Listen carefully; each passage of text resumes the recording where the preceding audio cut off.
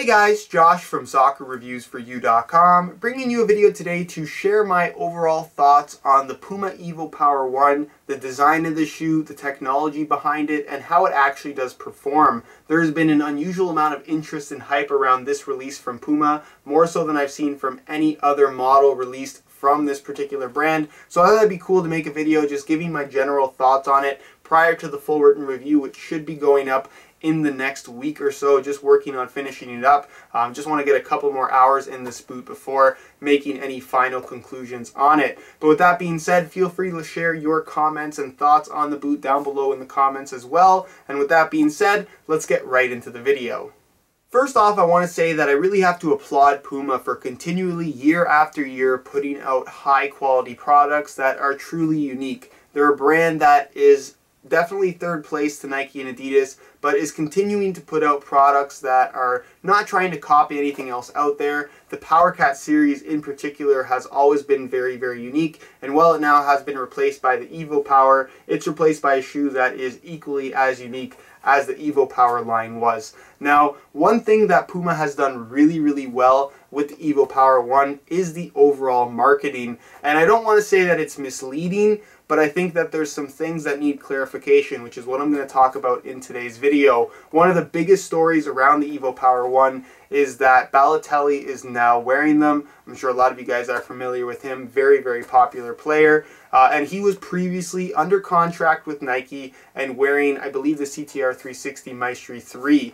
Now, with player contracts, that's another point of controversy, and perhaps I can make a video on that if enough of you guys are interested. Just leave a comment down below. But basically, any big name players, especially the big name players, are all under contract and are being paid to wear not necessarily a particular shoe, not always a particular shoe, but at least a particular brand. And with Balotelli, yes, he was under contract with Nike. Yes, he was being paid to wear their shoes.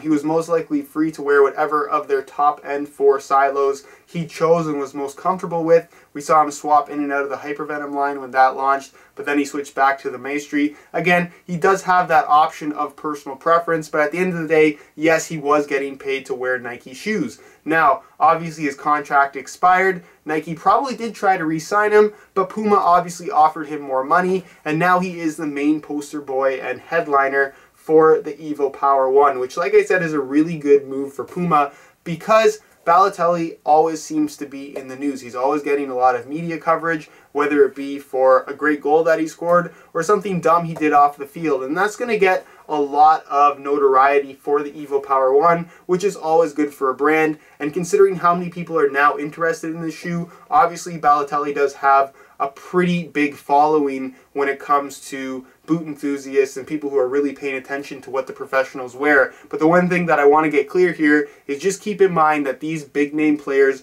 are getting paid to wear whatever shoes that they're wearing. Same goes for Balotelli. He's being paid by Puma to wear the evoPOWER 1. This is not a voluntary switch from Nike to Puma, just something that I want to get clear right off the bat.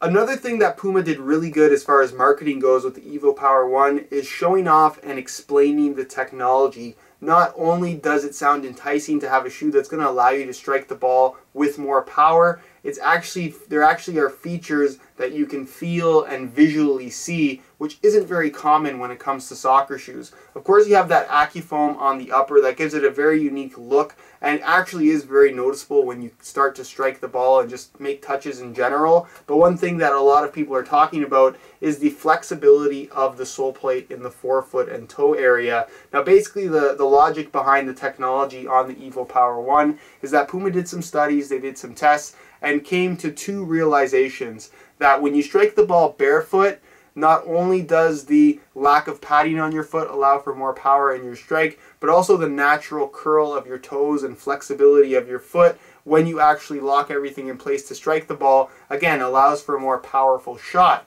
What they also took note of is that having a little bit of additional padding like you would normally get from a pair of leather soccer shoes, for example, allows your shot to be a little bit more accurate. So with the evoPOWER 1, they combined both of these 2 observations to make for an upper that is thin, a sole plate that is flexible and allows for that natural movement, and the implementation of this AccuFoam material to make for a more accurate strike on the ball. So I have tried this shoe out. Yes, it does feel very, very good. Yes, it's totally unique in comparison to everything else out there on the market. Does it make your shot more accurate? The answer to that question is no. Does it make your shot more powerful? Again, the answer to that question is no. And I think that one of the major features on this particular shoe that to me jumped out as not necessarily unique, but very, very clever by Puma is the flexibility of the sole plate.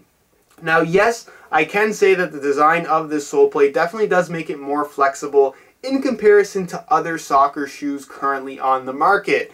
With that being said, is this something that is completely new and completely unique to the evoPOWER 1?